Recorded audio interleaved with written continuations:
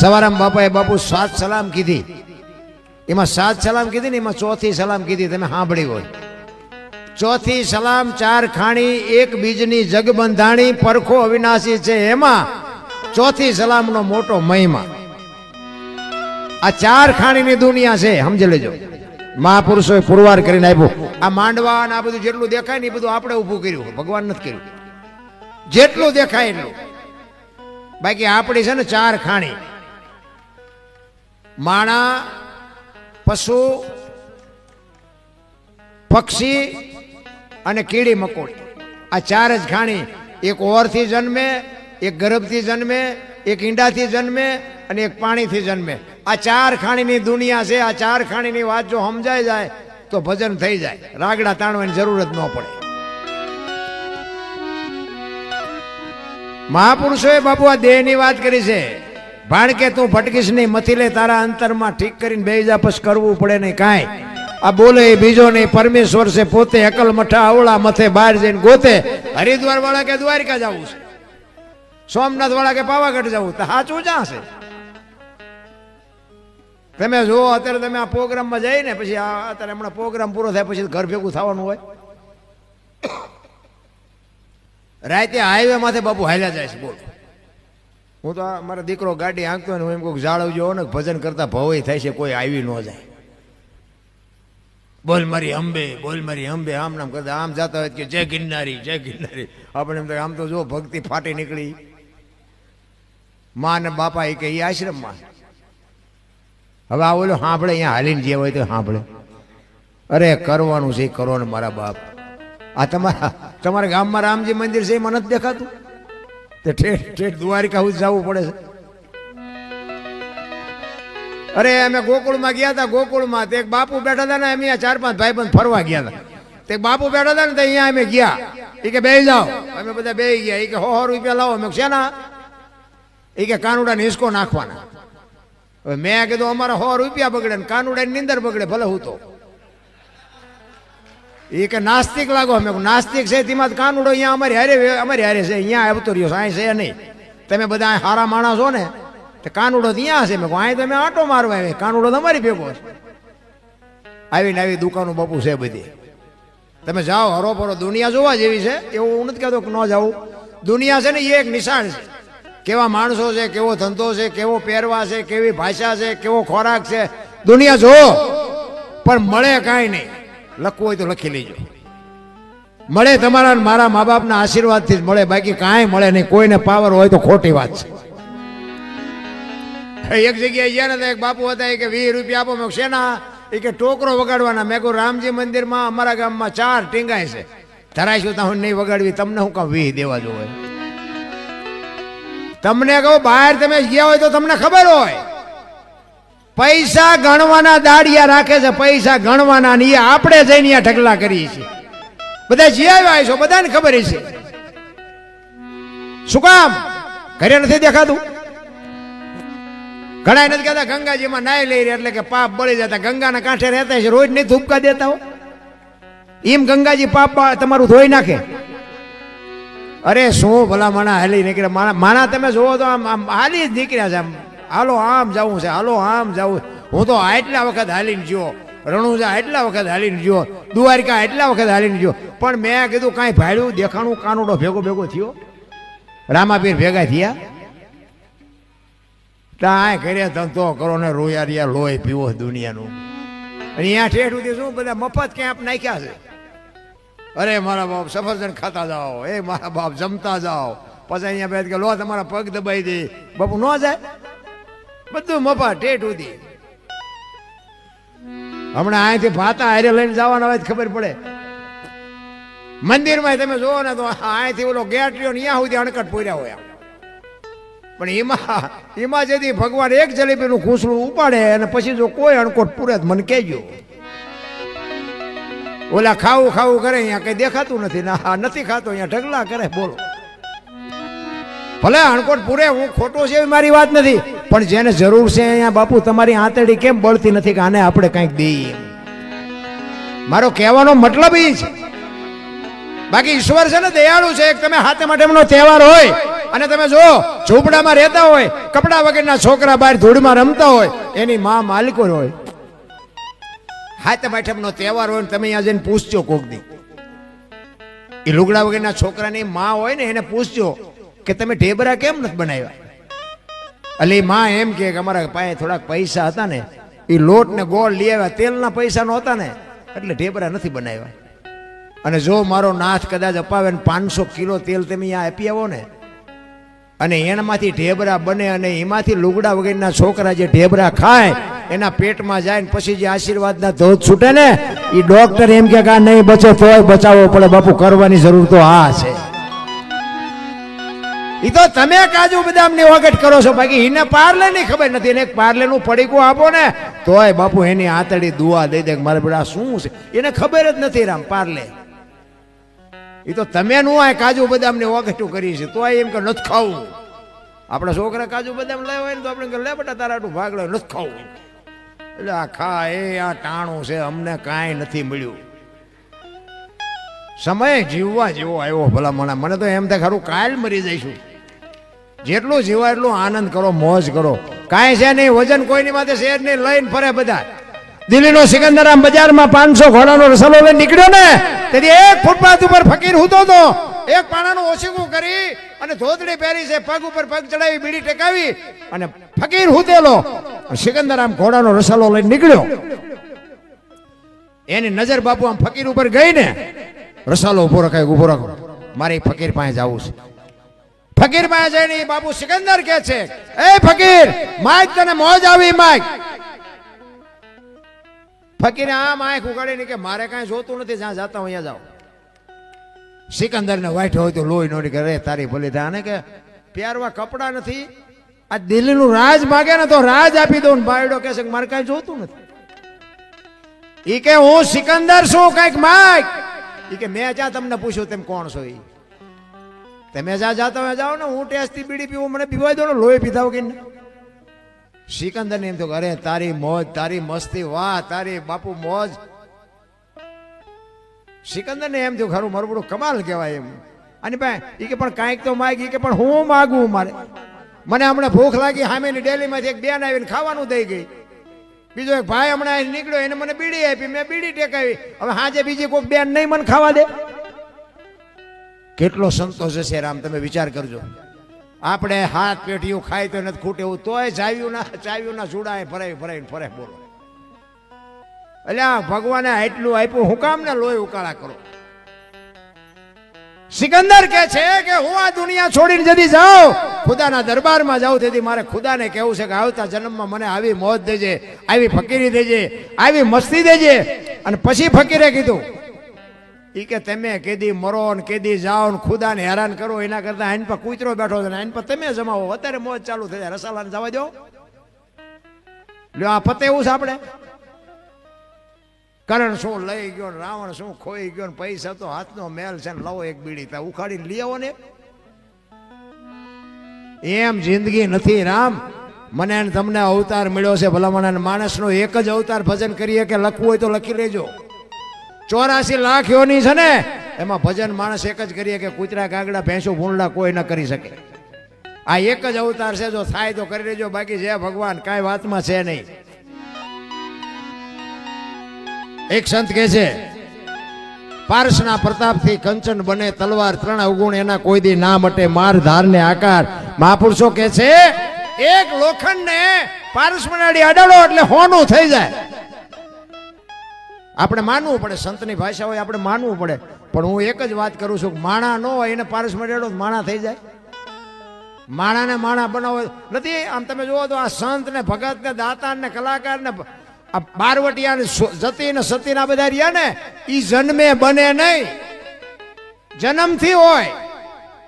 નકર તો બધા નો કલાકાર બનાવી દે, રોજ અમારો છોકરો 2 લાખ લઈ આવે. એમ બને નહીં, જન્મથી હોય. ગામમાં એક કપાતર હોય ને, કપાતર એ જન્મથી જ હોય. ઘણા નથી કહેતા હારો હતો બગડી ગયો, ના બગડેલો જ હતો, તમે ઓળખવા મોડું કર્યું. બગડેલા હોય બગડેલા જ હોય, એ કઈ સુધરતા છે. પણ આ મેં હમણાં વાત કરી હતી, માએ છે ને એટલે નામ ન રાખ્યું માએ, કારણ કે જણના કોઈ નેઠા જ નથી. ઘરમાં કંઈક બીજું બોલે, ઓસરીમાં કંઈક બીજું બોલે, બજારમાં આવે તો કે આપણને એમ થાય ઘરમાં બોલ્યો તે છે જ નહીં. સંતની બાપુ ભૂમિ છે, કાયા જેની કુબડી પડસંદ જેના પ્રાણ, સંતને સુરા નિપજાવતી હોરઠ રતનને ખાણે. 1-10 કિલોમીટર હાલો અને એક બાપુ સાધુ બેઠો હોય, હરિહર હરિહરની આકલવું પડે અને મહેનત કરવી પડે. બાપુ નામના જોતી હોય તો મહેનત કરવી પડે. આ એક બુસટ હોય ને, બુસટ એને ઉજળો કરવો હોય ને તો હાબુ જોવે, પાણી જોવે, ધોકાવો જોવે, મહળવો જોવે, અને મેલો એની આથે થાય. ખરાબ તો એની આથે થઈ જવાય. સારું કરવામાં જ મહેનત કરવી પડે. કરોડ રૂપિયાનો બંગલો હોય, એમાં બેનો દીકરીઓ કચરા પોતા કરતા જોઈએ છે, કોઈ કચરો નાખતા જોઈ તો કચરો આવે ક્યાંથી? એટલે જ મહાપુરુષો કહે છે આ તમારો મારો કરોડ રૂપિયાનો બંગલો છે ને, આમાં ભજન ચાલુ રાખજો, નકર કચરો ગરી જાય છે, કોઈ બાપો નહીં કાઢે. જરૂર એની છે. સંતની બાપુ સંત છે ને, આ જેટલા સંતો છે ને, એ પોતે બાપુ કોકના ઝેર પીધા છે ને ત્યાં દુનિયા એને યાદ કરે છે, એમ નામ કોઈ યાદ ન કરે. અમરેલી મૂળદાસ એક સંતનો બાપુ તમને દાખલો આપું. લુવારનો દીકરો, હાંજનું ટાણું, વાયુનો કાંઠો અને માળા કરતો. સંતના પદ બાપુ એમ નામ ન લાગે. અત્યારે પીળા પહેરી પહેરીને કેટલાય નીકળી પડ્યા છે. એમ પીળા પહેરે બાપુ સંત ન થવાય. આની માટે બાપુ સમર્પણો જોવે, આની માટે ભોગ જોવે. માથાની જરૂર હોય ને તો માથાની કાપવાની તૈયારી હોય, એ કઈ કરી શકે.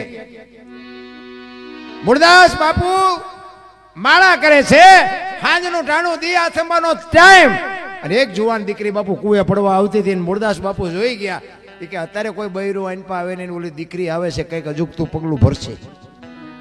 બાપુ હામાં આલ્યા અને દીકરીને એમ થયું બાપુ મને બચાવશે. કુવા કોઈ દોડી અને કુવામાં પડવાની તૈયારી કરી. બાપુએ હળી કાઢીને બાવડું પકડી લીધું કે હા બેટા શું કામ? કે બાપુ મને મરવા દો, મારે મરા સિવાય ઉધાર નથી. પણ કે શું કામ? મારા જેવો અવતાર મળ્યો, શું કામ મારવું છે?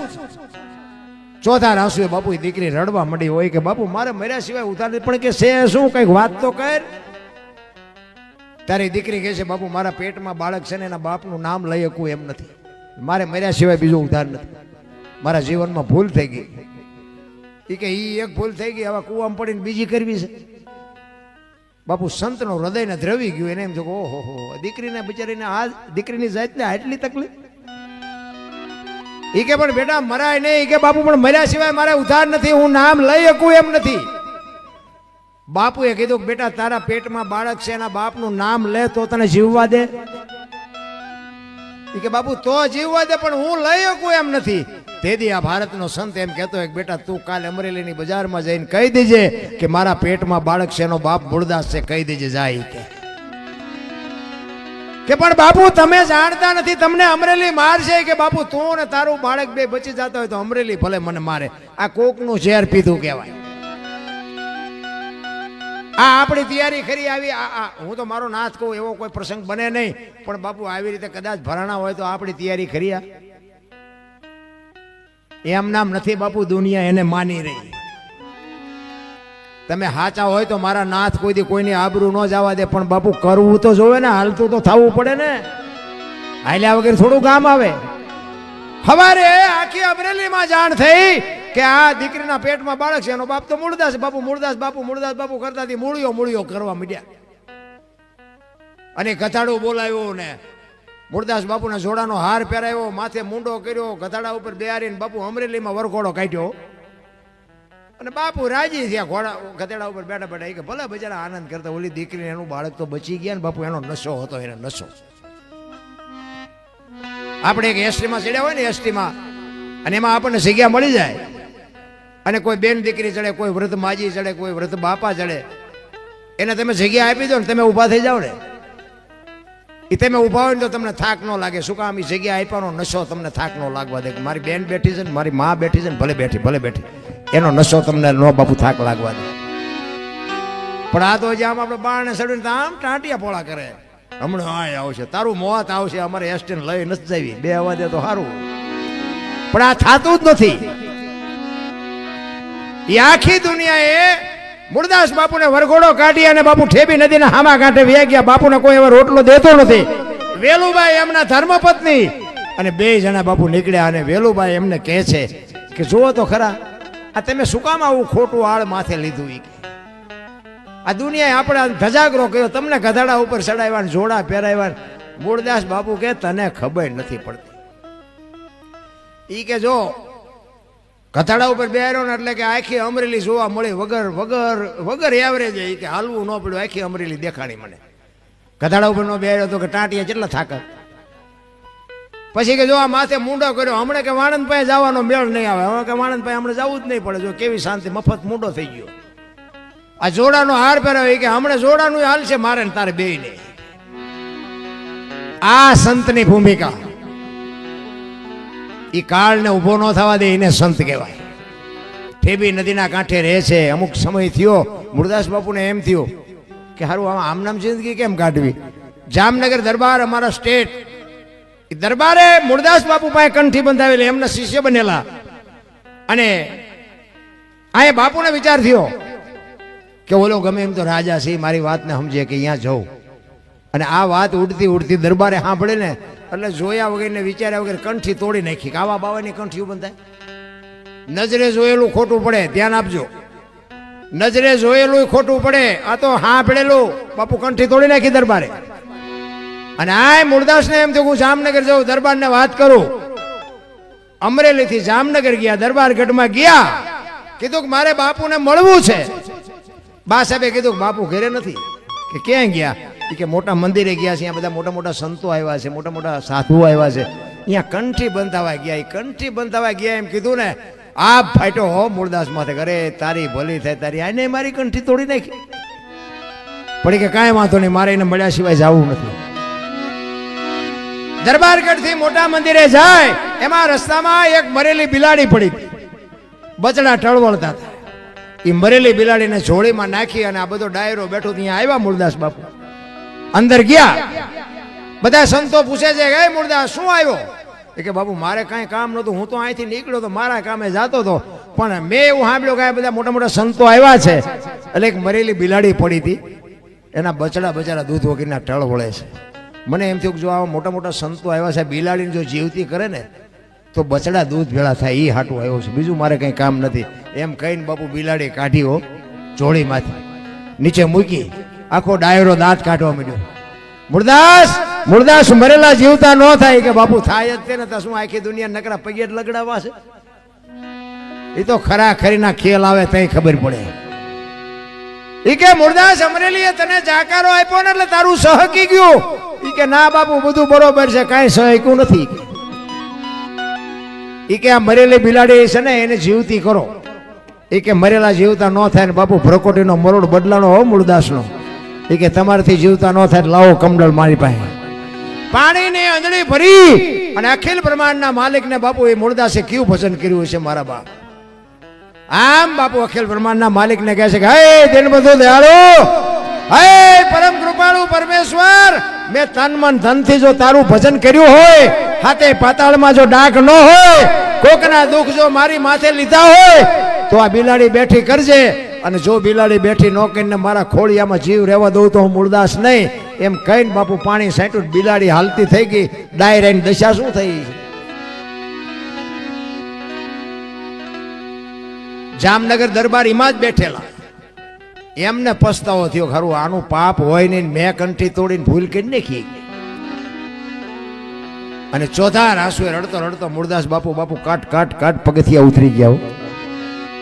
અને મૂળદાસ હાલતા થાય ને વાંહે બાપુ દરબારે હળી કાઢી. એ બાપુ ઉભાર્યો, એ બાપુ ઉભાર્યો, પણ મૂળદાસ ઉભા નથી રહેતા.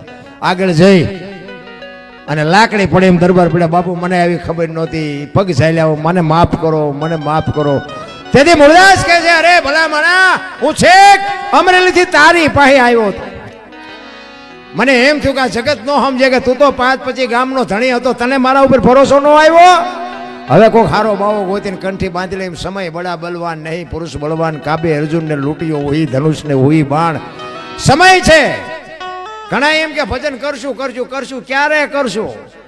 કાલ ફડાઈ ગયો ફૂટી જાય, ખબર નહીં રહે. તમે જોવો તો એમાં મોબાઈલ આવ્યા ને મોબાઈલ પૈસા હાટું તમે જોવો તો ખરા માણસ શું કરે. બધાને ખબર છે આમ કાનના કીડા ખરીદાય એવું બોલે એટલે પૈસા તું ગમે એવા